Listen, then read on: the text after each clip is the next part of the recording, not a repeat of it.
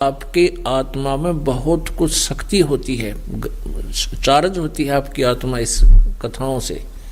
तो इसलिए बैकग्राउंड यहाँ सुनानी पड़ रही है। तो जब युधिष्ठिर जी के ऊपर ये प्रेत आत्माएं हैवी होगी, जो युद्ध में मानस मारे थे, वो पाप उनके सिर पर बोलन लग गया, तब युधिष्ठिर को का बुरा हाल हो गया। वो गए श्री कृष्ण जी के पास द्वारका में। श्री कृष्ण जी को सब कथा बताई कि भैया को ऐसे ऐसे ये सौपन आ रहे हैं, ये घबराए रहते हैं, आंखें खुली खुली रहती हैं, जैसे कोई आपत्ति इनके ऊपर आने वाली है, इस तरह डर रहे हैं। तो कारण और समाधान बताइए प्रभु। पांडवों ने कहा, यानी चारुओं ने कहा, भीम, नकुल, सहदेव, अर्जुन ने। श्री कृष्ण जी ने कहा भी तुमने जो महाभारत में पाप करे हैं वो तुम्हें दुखदाई हो रहे हैं। जो महाभारत के युद्ध में तुमसे जो हत्याएं हुई हैं, हिंसा हुई हैं, वो दुख, वो पाप तुम्हें दुखी कर रहा है। इसका समाधान है एक अश्वमेघ यज्ञ करो।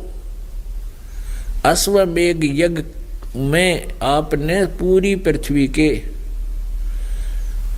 सभी साधु संत भक्तों को बुलाना है। पूरी पृथ्वी के जितने भी प्राणी हैं सबको भोजन कराने के लिए न्योता देना है। सभी ब्राह्मणों, ऋषियों, भक्तों को बुलाना है।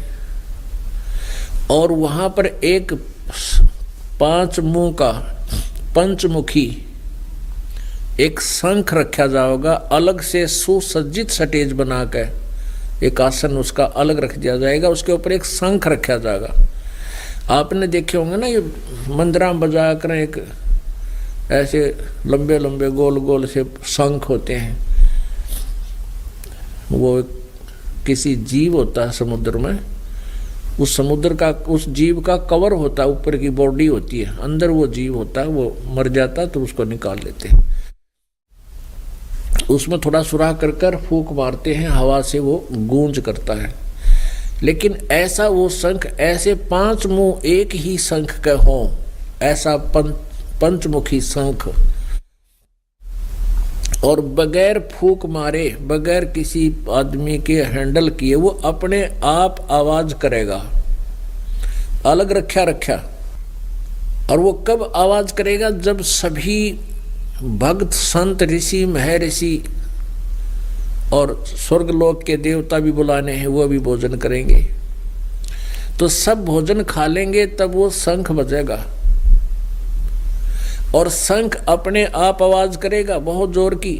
शंख ने आवाज कर दी सबके भोजन करने के उपरांत, तो समझ लेना कि तुम्हारी यज्ञ पूर्ण होगी और तेरे भैया के तुम्हारे संकट दूर होंगे, कर्म कटेगा, तुम्हारे पाप कटेंगे, अन्यथा नहीं।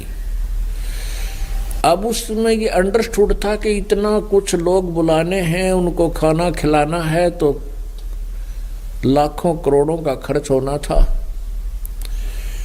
अब अर्जुन को वो बातें याद थी जो तुरंत गीता में बता रखी थी कि तू ऐसे युद्ध कर ले, तुम्हें कोई पाप नहीं लगेगा, तू तो निमित्त मात्र है, और तुम्हें कोई पाप नहीं लगेगा, ये तुमने मार रखे हैं, मैं काल हूं।